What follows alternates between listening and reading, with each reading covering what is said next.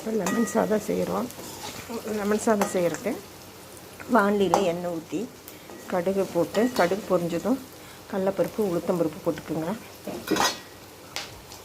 வெங்காயம் போட்டுக்குங்க, இஞ்சி போடுங்க. அப்புறம் முந்திரி போட்டு நல்லா வணக்குங்க. நல்லா வணங்கினதுக்கப்புறம் மஞ்சப்பொடி போடுங்க. லெமன் புளிஞ்சதை அதில் ஊற்றுங்க.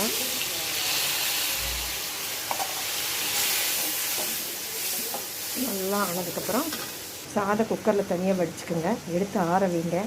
ஆற வச்சுட்டு நீங்கள் போட்டு கிளறுங்க. தேவையான அளவு உப்பு போட்டுக்குங்க. எல்லாம் வணங்கிடுச்சு. இப்போ ஆற வச்ச சாதத்தை இங்கே போட்டுக்கோங்க. நல்லா உதிராக இருக்கும், ஆறி இருக்கும். தேவையான உப்பு போட்டுக்கோங்க. உப்பு போட்டு நல்லா கிளறுங்க. லெமன் சாதத்தை மல்லித்தலை தூவி பரிமாறுங்க. சூப்பரான லெமன் சாதம்